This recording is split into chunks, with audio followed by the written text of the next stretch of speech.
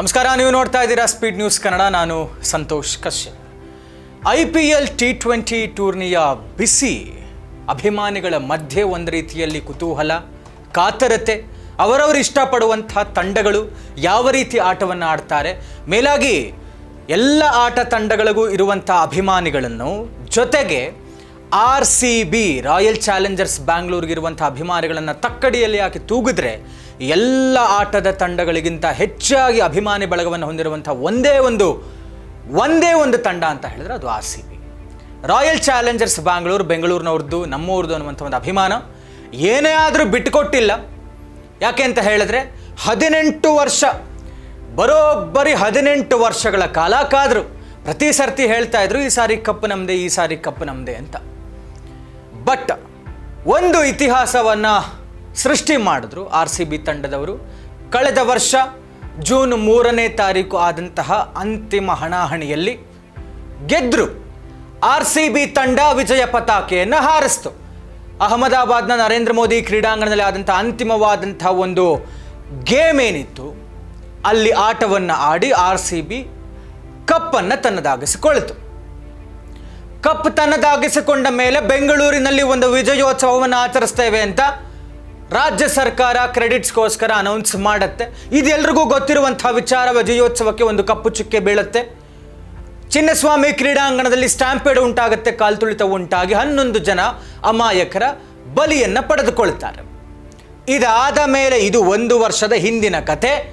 ಈ ಬಾರಿ RCB ಮ್ಯಾಚಿಂದಾನೇ ಪಂದ್ಯ ಆರಂಭವಾಗ್ತಾ ಇದೆ. ಅಂದರೆ ನಾಳೆ ಶನಿವಾರ ಆರಂಭವಾಗ್ತಾ ಇರುವಂತಹ ಉದ್ಘಾಟನಾ ಪಂದ್ಯ RCB ವರ್ಸಸ್ SRH ಚಿನ್ನಸ್ವಾಮಿ ಕ್ರೀಡಾಂಗಣದಲ್ಲಿ ಆಗ್ತಾ ಇದೆ.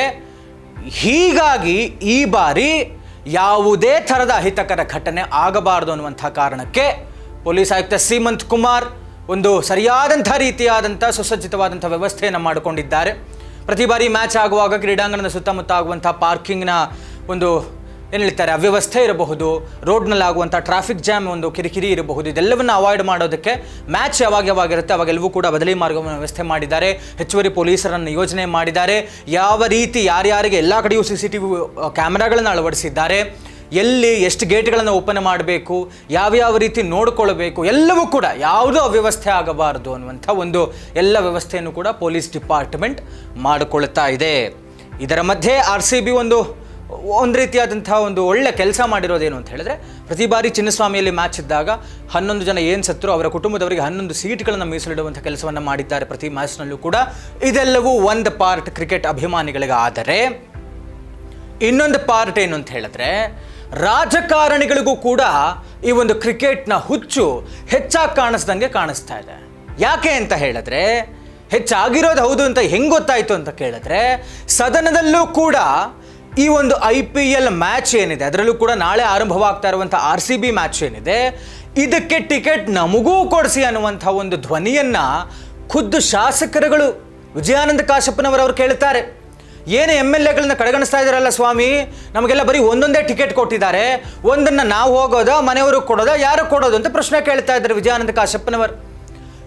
ವಿರೋಧ ಪಕ್ಷದ ನಾಯಕರು ಕೂಡ ಹೇಳ್ತಾರೆ, ಸರಿಯಾದಂಥ ವ್ಯವಸ್ಥೆ ಇಲ್ಲ, ಯಾವುದೋ ಜನರಲ್ ಗ್ಯಾಲರಿಲಿ ಕೂರಿಸ್ತಾರೆ, ಅಲ್ಲಿ ಕುಡಿಯೋದು ಮಾಡೋದು ಎಲ್ಲ ಮಾಡ್ತಿರ್ತಾರೆ, ಅದನ್ನು ನಿಲ್ಲಿಸಬೇಕು, 4 ಟಿಕೆಟ್ ಕೊಡಿ ಅಂತ ಆಗ್ರಹಿಸ್ತಾರೆ. ಅಶೋಕ್ ಅವರು ಕೂಡ ಇದಕ್ಕೆ ಸಮ್ಮತಿಸ್ತಾರೆ. ಸ್ಪೀಕರ್ UT ಖಾದರ್ ಅವರು ಹೇಳ್ತಾರೆ ರಾಜ್ಯ ಸರ್ಕಾರಕ್ಕೆ, ದಯವಿಟ್ಟು MLAಗಳಿಗೆ 4 ಟಿಕೆಟ್ ಕೊಡಿಸುವಂತಹ ಕೆಲಸವನ್ನು ಮಾಡಿ ಅಂತ DK ಶಿವಕುಮಾರ್ ಅವ್ರಿಗೆ ಹೇಳ್ತಾರೆ. DK ಶಿವಕುಮಾರ್ ಓಕೆ, ನಾನು KCCA ಮೆಂಬರ್ ಇದ್ದೀನಿ, ಅವ್ರನ್ನ ಕರೆಸಿ ಮಾತಾಡ್ತೀನಿ, ಎಲ್ಲ ಥರದ ವ್ಯವಸ್ಥೆಯನ್ನು ಮಾಡಿಕೊಡ್ತೀನಿ MLAಗಳಿಗೂ ಕೂಡ ಅಂತ DK ಶಿವಕುಮಾರ್ ಅವರೇ ಹೇಳ್ತಾರೆ.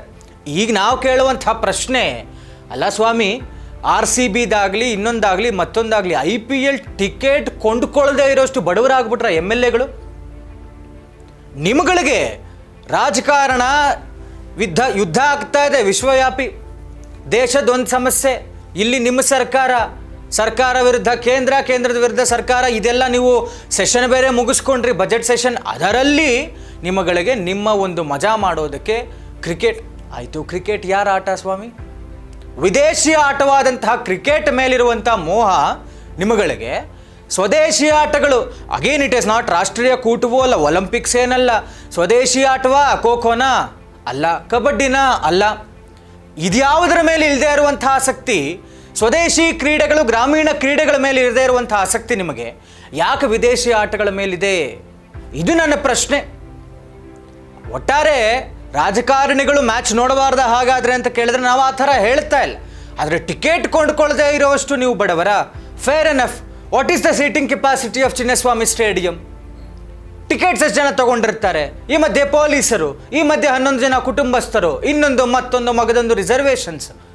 ಯಾರ್ಯಾರಿಗೆ ಎಷ್ಟು ಸಿಗಕ್ಕೆ ಸಾಧ್ಯ ಹೇಳಿ? ನೀವು ಉಳಿದಂಥ ಎಲ್ಲ MLAಗಳು, MLCಗಳು, ಅವರವರ ಫ್ಯಾಮಿಲಿ ಮೆಂಬರ್ಸ್ಗಳು ಎಷ್ಟಾಗ್ತಾರೆ ಸ್ಟ್ರೆಂತು? ಹಾಗಾದ್ರೆ ನೀವೇ ಕೂತ್ಕೊಂಬಿಡಿ ಮುಕ್ಕಾಲು ಭಾಗ ಜನ. ಅದು ನಮ್ಗೆ ಅರ್ಥನೇ ಆಗ್ತಾ ಇಲ್ಲ. ನಿಮಗೆ ನೋಡೋದು ತಪ್ಪು ಅಂತ ನಾವು ಹೇಳ್ತಾ ಇಲ್ಲ, ಆದರೆ ವ್ಯವಸ್ಥೆಯನ್ನು ಹಾಳು ಮಾಡುವಂಥ ಕೆಲಸವನ್ನು ಮಾಡಬೇಡಿ. ನೀವುಗಳು ಈಗಾಗಲೇ ಯಾವುದೇ ಏನೇ ಆದರೂ ಫೋಟೋಶೂಟು, ಇನ್ನೊಂದು ಮತ್ತೊಂದು ಎಲ್ಲ ಕಡೆಯೂ ನಿಮ್ಮ ಫ್ಯಾಮಿಲಿಯವರು, ಮಕ್ಕಳು ಮೊಮ್ಮಕ್ಕಳು ಎಲ್ಲರನ್ನೂ ಕರ್ಕೊಂಬರ್ತೀರಾ. ಪಾಪ ಏನೋ ಕ್ರಿಕೆಟ್ ಅಭಿಮಾನಿಗಳು ಇಷ್ಟಪಟ್ಟು ಹೇಗೋ ದುಡ್ಡು ಖರ್ಚು ಮಾಡಿಕೊಂಡು ಹೇಗೋ ಒಟ್ಟಿನಲ್ಲಿ ಟಿಕೆಟ್ ತಮ್ಮದಾಗಿಸ್ಕೊಂಡು ಹೋಗ್ತಾರೆ, ನೋಡ್ತಾರೆ. ಅವ್ರ ಮಧ್ಯೆ ನಿಮ್ಮದೇನು? ಒಟ್ಟಾರೆ ಕಾದು ನೋಡಬೇಕಾಗಿದೆ ನಾವು. ಯಾವ ರೀತಿಯಾಗಿ ಪಂದ್ಯ ಆರಂಭವಾಗಿ ಯಾವ ತಂಡದವರು ಯಾವ ರೀತಿ ಆಟವನ್ನು ಆಡ್ತಾರೆ. RCB ಮತ್ತೆ ಈ ಬಾರಿ ವಿಜಯ ಪತಾಕೆಯನ್ನು ಹಾರಿಸುತ್ತಾ ಅನ್ನುವಂಥದ್ದನ್ನು ನಾವು ಕಾದು ನೋಡಬೇಕಾಗಿದೆ. ವಿಡಿಯೋ ಇಷ್ಟ ಆಗಿದ್ದರೆ ನಿಮಗೇನು ಅನಿಸುತ್ತೆ ಅನ್ನುವಂಥದ್ದನ್ನು ಕಮೆಂಟ್ನಲ್ಲಿ ತಿಳಿಸಿ. ಲೈಕ್ ಮಾಡಿ, ಶೇರ್ ಮಾಡಿ, ಸ್ಪೀಡ್ ನ್ಯೂಸ್ ಕನ್ನಡ ಚಾನಲನ್ನು ಸಬ್ಸ್ಕ್ರೈಬ್ ಮಾಡಿ.